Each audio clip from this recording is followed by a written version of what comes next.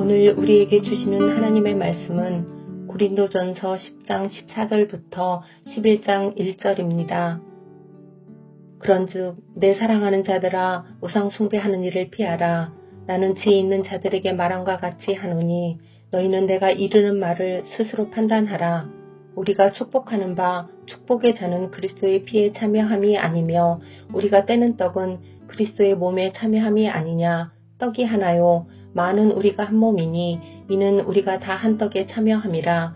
육신을 따라 난 이스라엘을 보라. 제물을 먹는 자들이 제단에 참여하는 자들이 아니냐.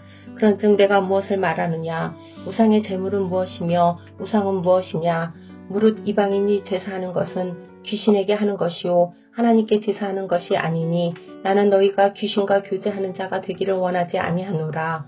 너희가 주의 잔과 귀신의 잔을 겸하여 마시지 못하고 주의 식탁과 귀신의 식탁에 겸하여 참여하지 못하리라. 그러면 우리가 주를 노여워하시게 하겠느냐. 우리가 주보다 강한 자냐. 모든 것이 가하나 모든 것이 유익한 것은 아니요 모든 것이 가하나 모든 것이 덕을 세우는 것은 아니니 누구든지 자기의 유익을 구하지 말고 남의 유익을 구하라. 물을 시장에서 파는 것은 양심을 위하여 묻지 말고 먹으라. 이는 땅과 거기 충만한 것이 주의 것임이라. 불신자 중 누가 너희를 청할 때에 너희가 가고자 하거든 너희 앞에 차려놓은 것은 무엇이든지 양심을 위하여 묻지 말고 먹으라. 누가 너희에게 이것이 재물이라 말하거든 알게 한 자와 그 양심을 위하여 먹지 말라. 내가 말한 양심은 너희 것이 아니요 남의 것이니 어찌하여 내 자유가 남의 양심으로 말미암아 판단을 받으리요. 만일 내가 감사함으로 참여하면 어찌하여 내가 감사하는 것에 대하여 비방을 받으리요. 그런즉 너희가 먹든지 마시든지 무엇을 하든지 다 하나님의 영광을 위하여 하라. 유대인에게나 헬라인에게나 하나님의 교회에나 거치는 자가 되지 말고 나와 같이 모든 일에 모든 사람을 기쁘게 하여 자신의 유익을 구하지 아니하고 많은 사람의 유익을 구하여 그들로 구원을 받게 하라. 내가 그리스도를 본받는 자가 된 것 같이 너희는 나를 본받는 자가 되라. 아멘. 바울은 8장에서 시작한 우상제물을 먹는 문제로 다시 돌아갑니다. 우상과 우상제물에 대한 바울의 생각은 8장이나 10장이나 바뀌지 않았습니다. 고린도전서 8장 4절 새 번역입니다. 그런데 우상에게 바친 고기를 먹는 일을 두고 말하면 우리가 알기로는 세상의 우상이란 것은 아무것도 아니요 오직 하나님 한 분밖에는 신이 없습니다. 바울은 세상에 있는 많은 우상들은 아무것도 아니라고 말합니다. 사람이 깎아 만든 나무요 돌일 뿐이기 때문입니다. 아무것도 아닌 우상은 자기 앞에 드려진 고기에 어떤 영향도 끼칠 수 없겠지요. 사실 우상에게 바친 제물은 하나님이 창조하신 하나님의 것입니다. 26절입니다. 땅과 거기 충만한 것이 주의 것임이라. 하나님이 창조하신 것이 부정할 리 없습니다. 바울은 주님이 만드신 것은 무엇이든지 다 먹을 수 있다고 말합니다. 바울 개인의 생각이 아닙니다. 마가복음 7장 15절 16절입니다. 무엇이든지 밖에서 사람에게로 들어가는 것은 능히 사람을 더럽게 하지 못하되 사람 안에서 나오는 것이 사람을 더럽게 하는 것이니라 하시고 예수님은 사람을 더럽게 하는 것은 입에서 나오는 마음의 말과 생각이지 입으로 들어가는 음식이 아니라고 말했습니다. 하나님은 어떨까요? 사도행전 10장에서 나는 속되고 부정한 것은 한 번도 먹은 일이 없습니다 라고 말하는 베드로에게 하나님께서 깨끗하게 하신 것을 내가 속되다 하지 말라라고 말씀하셨습니다. 하지만 바울은 우상제물을 먹으면 안 되는 때가 있다고 말합니다. 첫 번째는 우상제물을 먹는 것이 우상숭배가 될 때입니다. 14절입니다. 그런즉 내 사랑하는 자들아 우상숭배하는 일을 피하라.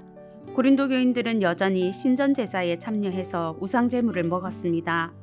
모든 것이 가하다는 신념과 함께 우상은 아무것도 아니고 우상제물은 하나님이 만드신 것이라는 지식도 있었기 때문입니다.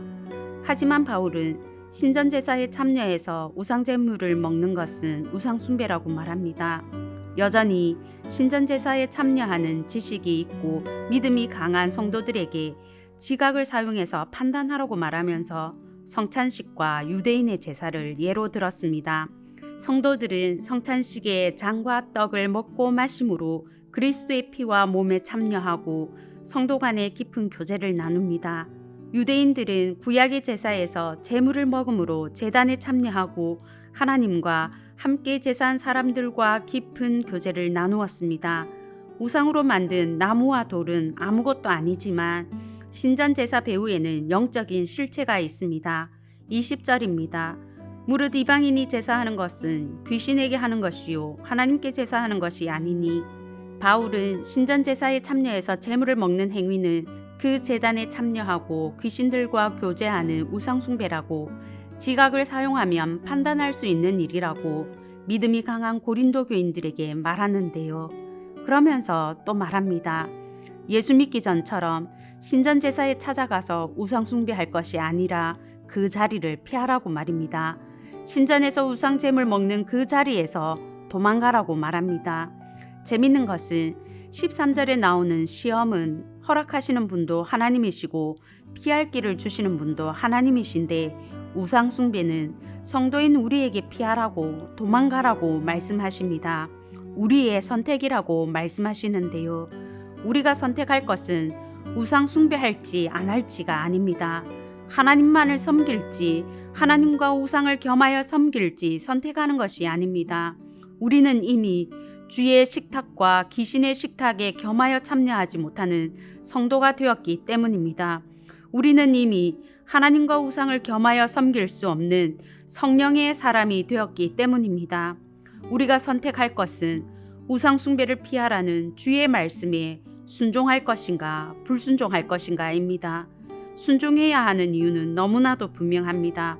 먼저는 우리의 옛 습관은 우상 숭배에 익숙하기 때문입니다. 믿음이 연약하면 연약할수록 우상 숭배하던 시절로 돌아가기가 쉽고 실족하기 쉽기 때문입니다. 또 다른 이유는 22절 세 번역입니다. 우리가 주님을 질투하시게 하려는 것입니까? 우리가 주님보다 더 힘이 세다는 말입니까? 질투하시는 하나님이 심판하시기 때문입니다. 심판의 자리에 앉을 수 없는 성도가 꾸역꾸역 심판의 자리로 향해서는 안 되겠지요. 서문의 가족들은 우상 숭배하게 하는 자리와 상황에서 요셉이 옷을 벗어두고 도망간 것처럼 도망가시길 바랍니다.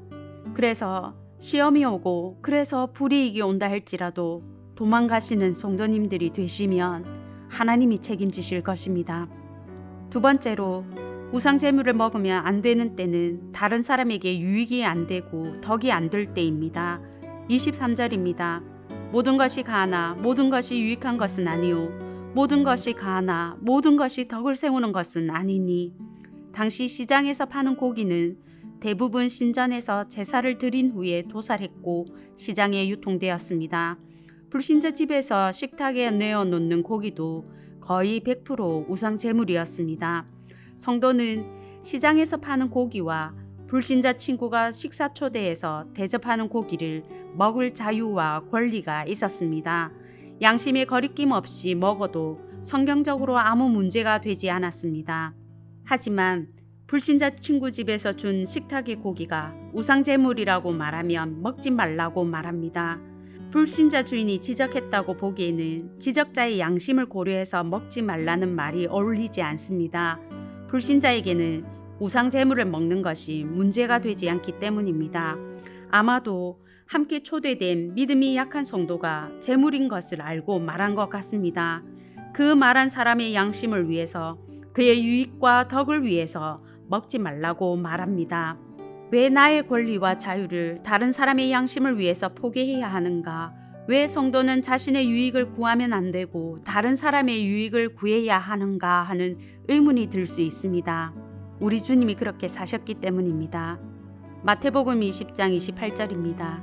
인자가 온 것은 섬김을 받으려 함이 아니라 도리어 섬기려 하고 자기 목숨을 많은 사람의 대속물로 주려 함이니라. 나를 구원하기 위해 스스로 사람이 되신 분이 우리 주님이십니다. 그분은 우리가 아직 죄인 되었을 때 우리를 구원하기 위해서 하나님으로서의 권리와 하나님으로서의 자유를 포기하고 철저히 인간이 되셨습니다.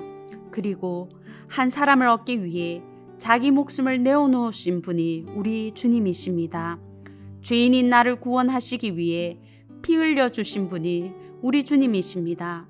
오직 죄인인 나의 유익과 구원만이 주님의 관심사였습니다.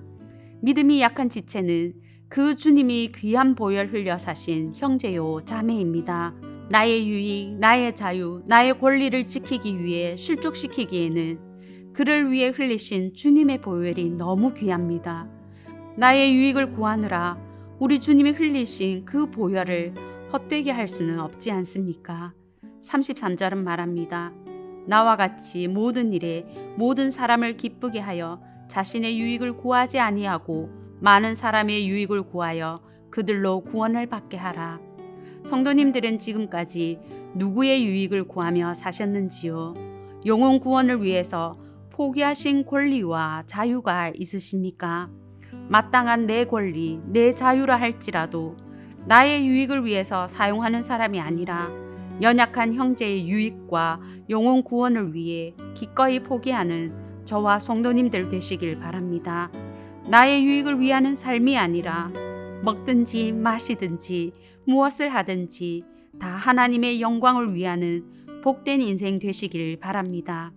이제 들은 말씀과 VIP 사랑주의를 위해 함께 기도하시겠습니다. 첫째, 마땅한 나의 권리와 자유라 할지라도 다른 사람의 유익과 하나님의 영광을 위하여 사용하게 하소서. 둘째, 온 성도들이 VIP를 품고 섬기고 초대하게 하시고 VIP들의 마음이 열리게 하소서.